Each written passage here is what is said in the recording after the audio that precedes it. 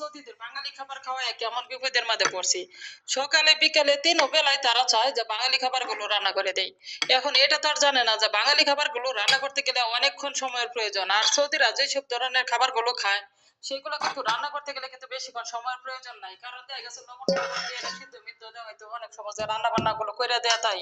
তো এদের রান্না বসায় কিন্তু অন্যান্য কাজকর্ম করা যায়। বাঙালি রান্না বসাইলে কিন্তু কখনো অন্যান্য কাজকর্ম কখনোই করা যায় না। তো আমার কপিলের ৭টা বউ, ২১টা পোলাপান, তারপরেও দেখা গেছে যে প্রতিটা বউর এখানে কাজের লোক আছে। কোনোটারই বলবো না যে তার পছন্দের খাবারগুলো রান্না করে দেওয়ার জন্য। আমার এই বাসার মধ্যে যখনই আসবো তখনই বলবো যে বাঙালি খাবার বাঙালি খাবার যে রান্না করতে গেলে যে কতক্ষণ সময়ের প্রয়োজন। এই বাসার মধ্যে খায় না, তারপরে মাঝে মাঝে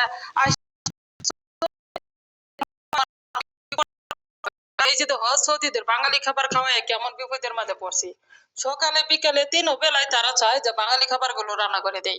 এখন এটা তো আর জানে না যে বাঙালি খাবারগুলো রান্না করতে গেলে অনেকক্ষণ সময়ের প্রয়োজন। আর সৌদিরা যেসব ধরনের খাবারগুলো খায় সেগুলো কিন্তু রান্না করতে গেলে কিন্তু বেশিক্ষণ সময়ের প্রয়োজন নাই। কারণ দেখা গেছে লবণ টবণ দিয়ে এরা সিদ্ধ মিদ্ধ দেওয়া হয়তো অনেক সময় যে রান্না বান্না গুলো করে দেয়া তাই।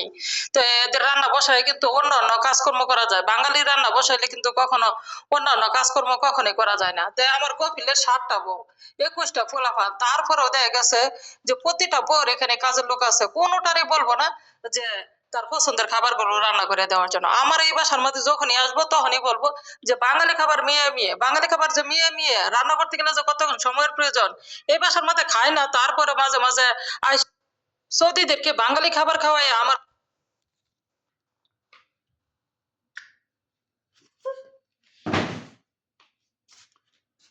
এখানে মুরগি মাখায় রাখলাম মাশাল্লাহ। আর এটা হলো ভেড়ার আর কি বটের ভিতরে মেশিং দিয়ে আর কি কিমা মাংস বলে, ওইটা ভরা হয়েছে। এটা এখানে মশলা টশলা দেওয়া আছে। এটা ভুড়ি, এরা মেশারি বলে। আর এখানে আমার জন্য মশলা দিয়ে মাখায় আছে ঝাল ঝাল করে, এটা খালি ভাজবো মাশাল্লাহ।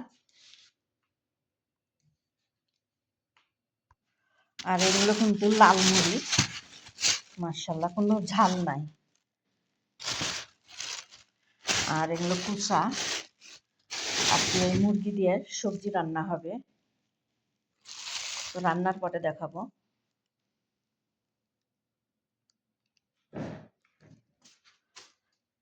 হ্যালো, আসসালামু আলাইকুম এভরিওয়ান। সবাই কেমন আছো বন্ধুরা? আমার ফ্রেন্ড ফলোয়ারদেরকে